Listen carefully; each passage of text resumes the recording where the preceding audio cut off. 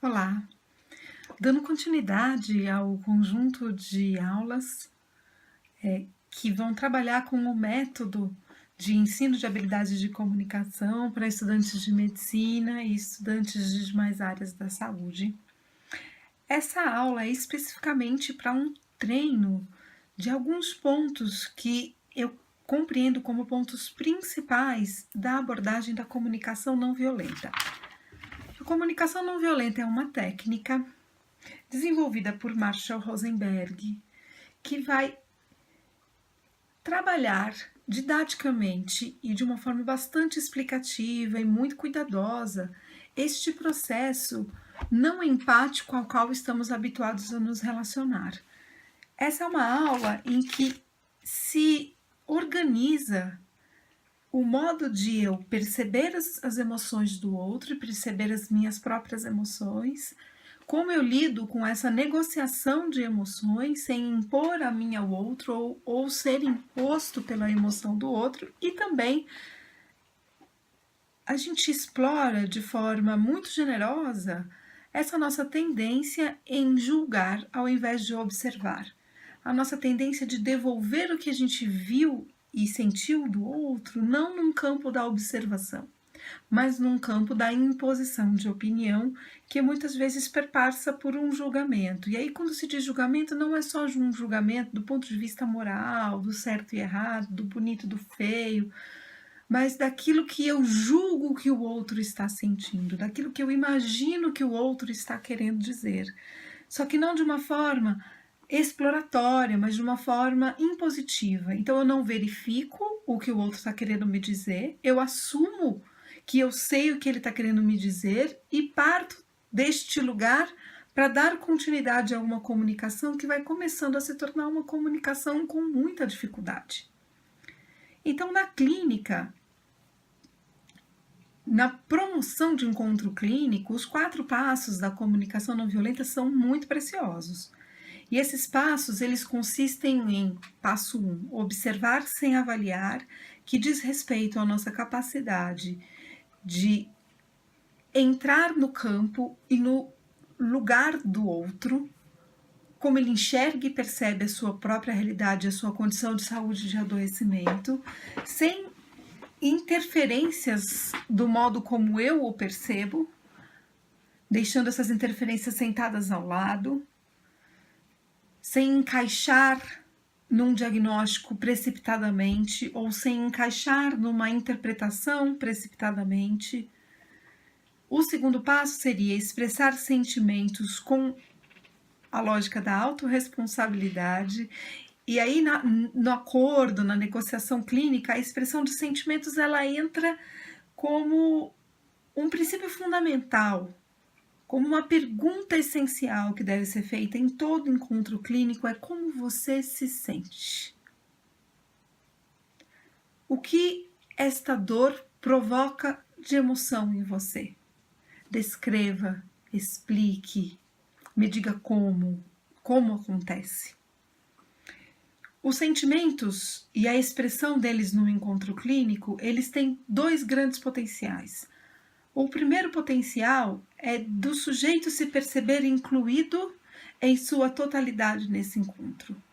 Do sujeito perceber que quem ele é importa.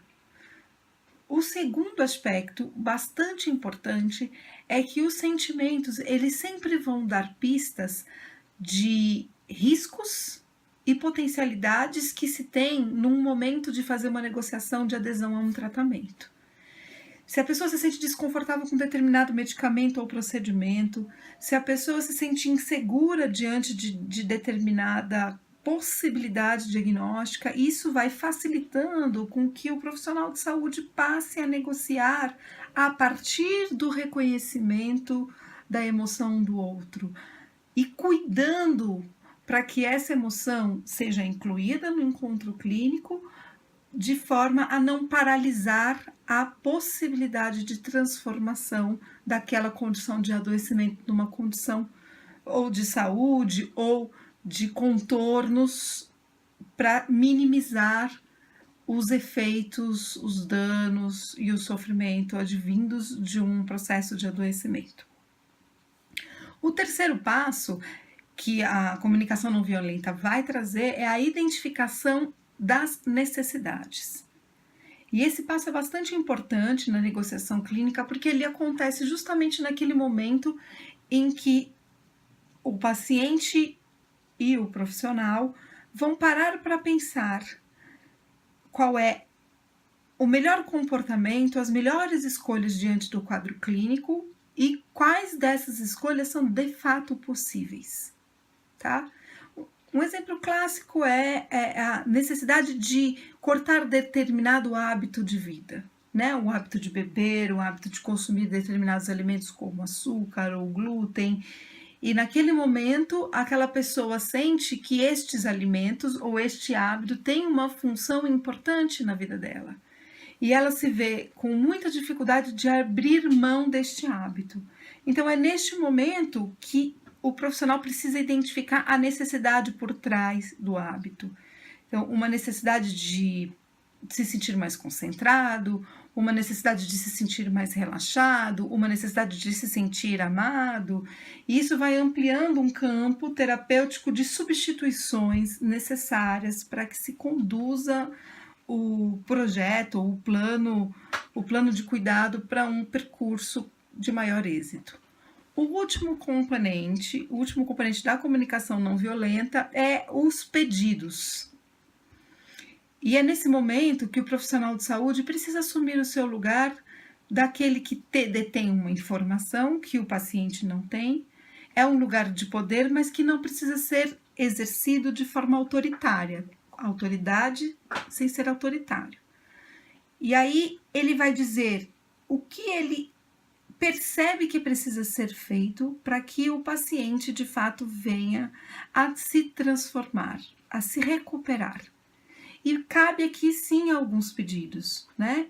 É importante que você faça determinada prática física, e eu preciso que você me informe caso você venha a não seguir os protocolos clínicos que estamos combinando aqui. Eu preciso que você confie em mim como profissional para que eu possa, de fato, junto com você, ir tomando decisões sobre o que é possível e o que não é possível e o que pode ser substituído ao longo do processo. Isso inclui efeitos colaterais de medicamentos, que muitas pessoas têm a tendência de fazer uma interrupção, ao invés de contatar o seu profissional e dizer: eu estou me sentindo tonta, eu estou me sentindo desconfortável, não estou dormindo direito. As pessoas simplesmente interrompem. Isso é uma negociação que precisa ser feita na forma de pedido: eu preciso que você não interrompa, que você me comunique. A automedicação também é outro hábito muito comum que precisa ser negociado e explicado, né? Quais são os impactos da automedicação em determinados contextos. Porque o que acontece é imprevisível. E na imprevisibilidade se tem diversas possibilidades de aprendizagem, diversas possibilidades de demonstrar como eu vivo a experiência de olhar para mim, olhar para o outro e encontrar o que há de comum e o que há de diferente e como eu posso tornar a minha comunicação mais valiosa a partir do momento em que eu vou fazendo escolhas de menos julgamento e escolhas de mais conexão com como eu me sinto e como o outro se sente. Então, agradeço, lembrando que todas essas aulas, elas podem ser acessadas de forma integral, solicitando por e-mail, e que eu estou à disposição para diálogos, trocas e novas criações. Obrigada.